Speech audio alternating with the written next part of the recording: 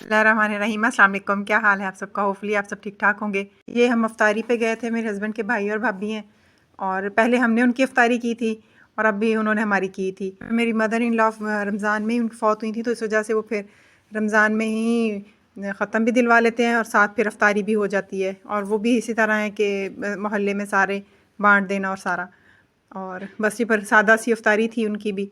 और बस वहाँ से फिर आइए, नेक्स्ट डे का मॉर्निंग का टाइम है। रमज़ान में ना सोने का शेड्यूल काफ़ी ज़्यादा डिस्टर्ब हो जाता है, और आई थिंक सारी मदर्स का ही होता है।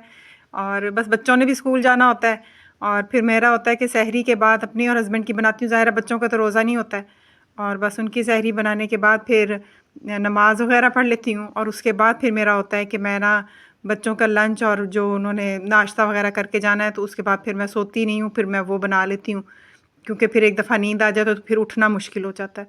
और बस यहाँ पे मैं बच्चों के लिए स्कूल के लिए लंच बना रही थी, विच इज़ मैं फ़्रोज़न जो पैटीज़ होते हैं ना बर्गर के, बस वो ही फ्राई करके और उसमें मायोनीज़ और केचप के साथ मैंने सैंडविच बना दिए थे, और साथ बच्चों के पराठे भी बना लिए थे। और बस फिर इनको नाश्ता करवा के फिर मैंने स्कूल भेज दिया। और उसके बाद फिर मेरा होता है कि मैं थोड़ी देर के लिए सो जाती हूँ, 1-2 घंटे, और उसके बाद फिर ज़ाहिर है हेल्पर आती है, तो उसके बाद फिर मुश्किल हो जाता है क्योंकि उसको भी देखना होता है।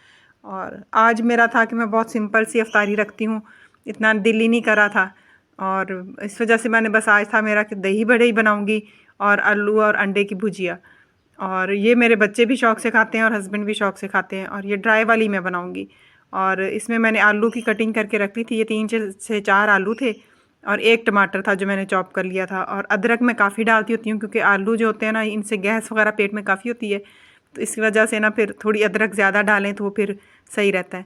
अच्छा, इसमें मैंने ना बेसिक मसाले हैं जो डाले हैं, नमक, मिर्च और हल्दी, और बस इनकी मैं प्याज की भुनाई कर रही हूँ। अभी तक सिर्फ मैंने इसमें प्याज और टमाटर ही डाले हैं। कोई भी सालन बने ना, उसमें ये मसाले की भुनाई ज़्यादा इंपॉर्टेंट होती है। और बस जब इस तरह मसाले के अंदर ये बबल बनने लग जाए ना, तो इसका मतलब है कि आपका मसाला फुली रेडी है, अब इसमें कच्चापन नहीं है मसालों के अंदर। और उसके टाइम पे फिर इसमें मैंने आलू शामिल किए हैं। कोई भी सब्ज़ी बना रहे हैं, कुछ भी बना रहे हैं ना, तो बस ये ख्याल करते हैं कि मसाला अच्छी तरह भुनाई हुई उसकी। और बस फिर इसमें मैंने 1 चम्मच ज़ीरा डाला है। आलू की भुजिया जब भी बनाए ना, तो उसमें ज़ीरा बड़ा अच्छा टेस्ट देता है। आलू अंडे की भुजिया में भी ज़ीरा बड़ा ज़बरदस्त लगता है। वैसे मेथी दाना भी थोड़ा सा डाल दें तो वो भी बड़ा अच्छा टेस्ट देता है, लेकिन वो आज मैंने नहीं डाला था। कभी कभी मैं वो भी डाल देती हूँ। और अंडे जो थे ये देसी थे, और मुझे थोड़े लग रहे थे, फिर मैंने और मंगवाए थे क्योंकि आलू ज़्यादा थे, और फिर मैंने 7-8 अंडे इसमें डाल दिए थे। और बस अच्छा, मैंने आलू की भुजिया बनाते हुए ना पानी बिल्कुल भी नहीं शामिल किया था। ये अपनी ही स्टीम में इनको पकाया, क्योंकि ऊपर से आप पानी शामिल करें ना तो और टेस्ट होता है, ये अपनी ही स्टीम में पकें तो टेस्ट ज़्यादा डेवलप होता है इसमें। और बस ये फिर इनको मैंने अब अंडे डाल के दम पे रखना था, और उसमें ना फिर धनिया और हरी मिर्चें ये लाजमी डालें, इनकी इतनी अच्छी खुशबू आती है ना, और ये अंडे की भुजिया में स्पेशली बहुत अच्छी लगती है। और बस ये मैंने डाल के तो बस बना लिया था। आज मेरा यही था कि मैं अंडे की भुजिया बनाऊँगी और दही बड़े बनाऊँगी और साथ रोटियाँ, बस इससे ज़्यादा मेरे आज अफ्तारी का मूड भी नहीं था। और क्योंकि मैंने अब सर्दियों का भी काफ़ी समेटने वाला भी पड़ा हुआ था मेरा। रमज़ान के स्टार्ट में काफ़ी ठंड थी, और अब तो एकदम से मौसम इतना ज़्यादा चेंज हो गया ना, और इतनी ज़्यादा गर्मी बढ़ गई है, इसमें सर्दियों का भी अब समेटने लगी हुई थी। और यहाँ पर मैंने ना टमाटर वॉश किए हैं, और वॉश करने के बाद इनको ना मैं थोड़े से पानी में और फैब्रिक सॉफ्टनर कोई भी आप डाल लें, और बस ये 1 ढक्कन मैंने फैब्रिक सॉफ्टनर इसमें डाला है। इससे ये होता है कि खुशबू बहुत अच्छी आती है। आप ब्लैंकेट में डाल दें, इस तरह ये फ्लीस हैं इनमें डाल दें ना, और उसके 10-15 मिनट तक इसको बीच में भीगा रहने दें, और उसके बाद फिर इसको ड्राई कर लें, और फिर बड़ी अच्छी खुशबू आती है जब तक कि आप नेक्स्ट वॉश नहीं करते हैं। और ये मैं टॉवल में भी इसी तरह करती हूँ, जब टॉवल वॉश करती हूँ, और ये जब भी ये कम्फर्टर वॉश करूँ तब भी। और बस यहाँ पे मैं सर्दियों की ये जो कपड़े वगैरह बच्चों के, तो साथ ये भी मैं शॉपिंग बैग में डाल के रख रही थी। साथ साथ वो भी अब काम मैंने स्टार्ट कर दिया है कि मैंने ना ईद से पहले अब ये भी काम ख़त्म कर लेना है। इससे पहले मैं बच्चों के सर्दियों के समेटूँगी और अपने लास्ट में समेटूँगी। अच्छा, ये दही बड़ों के लिए ना ग्रीन वाली ये चटनी ख़त्म हुई थी, रमज़ान के स्टार्ट में मैंने बनाई थी, और अब मैं फिर ये दोबारा बना रही हूँ, और मैंने ज़्यादा बना ली थी ताकि फिर ये ईद पे भी रायता वगैरह बनाना है ना, तो उसमें काम आती है, तो फिर ये मैंने ज़्यादा बना ली थी ताकि फिर ईद पे मुझे दोबारा ना बनानी पड़े। अच्छा, इसमें मैं लहसुन 1 और 1 प्याज ये लाजमी बीच में डालती हूँ, धनिया पुदीना हरी मिर्चें, और साथ 1 प्याज और लहसुन, इससे ग्राइंड करें ना तो इसका टेस्ट बहुत अच्छा आता है। दही बड़े जब भी बनाऊँ ना, तो उसमें थोड़ी सी चीनी ज़रूर डाल देती हूँ, इससे बड़ा खट्टा मीठा सा टेस्ट आ रहा होता है। तो बस थोड़ी सी चीनी डाल के और यही ग्रीन वाली चटनी जो है धनिया पुदीने वाली, बस इसमें मिक्स करनी है। थोड़ा सा बीच में नमक डालूंगी। मोस्ट रोज़ाना ही पकौड़े और समोसे इस तरह की चीज़ें बना बना के ना, तो अब तो ना हस्बैंड खा रहे हैं ना बच्चे, रोज़ाना ही वो बच्चे रहते हैं, खा ही नहीं रहे थे। तो आज फिर मेरा था कि मैं रोटी सालन ही करती हूँ ताकि फिर सारे खुश होकर खा लेंगे। अच्छा, मैं दही में डालूंगी ये उबले हुए चने। ये भी मैंने रमज़ान के स्टार्ट में ही बॉयल करके रख लिए थे, बल्कि अब मेरे ख़त्म होने वाले हैं। अब मैं ईद से पहले फिर थोड़े से कर लूँगी ताकि ईद पे भी चना चाट वगैरह बनानी हो तो फिर वो यूज़ हो जाएंगे। और बस यहाँ पे ये मैंने फुल्कियाँ भी भिगो के रखी हुई थी, इनको भी 2-3 घंटे हो गए थे ऑलमोस्ट भीगे हुए ना।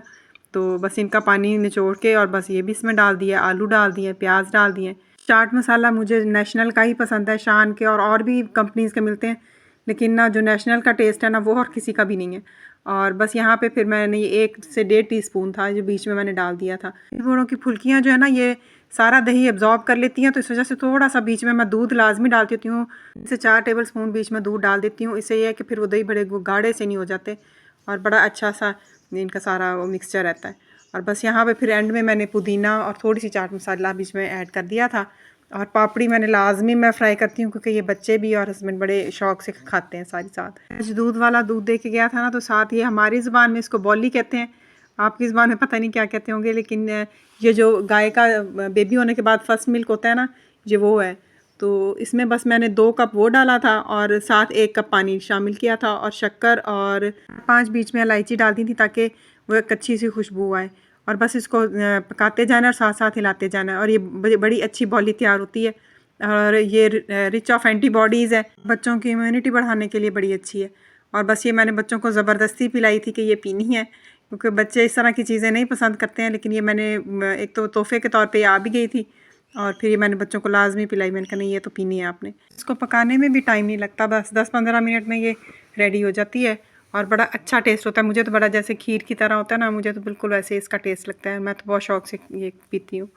और बस यहाँ पे फिर मैंने साथ आटा भी गूँध दिया था और थोड़ा ज़्यादा ही गूँधा था क्योंकि फिर मुझे था कि एक दिन मेरा अच्छा ये नेक्स्ट डे है और ये ईद की शॉपिंग थी बच्चों की करने के लिए हम गए हुए थे।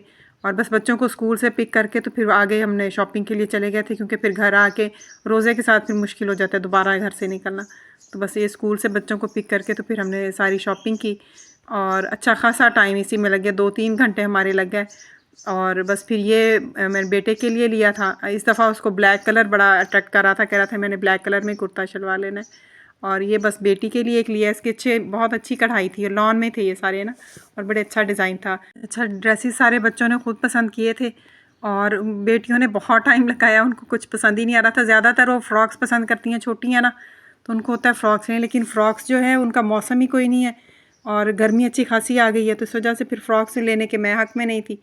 और बस फिर ट्रेडिशनल मुझे भी होता है और हस्बैंड को भी होता है कि ईद पे ज़रा ट्रेडिशनल कपड़े पहने जाएं तो अच्छे लगते हैं। अच्छा इस ड्रेस का ना कलर बड़ा ब्राइट था और येलो कलर मेरा वैसे ही बहुत फेवरेट है और ये फिर मैंने अपनी बेटी को कहा था कि ये बड़ा अच्छा लगेगा, ये आप लो।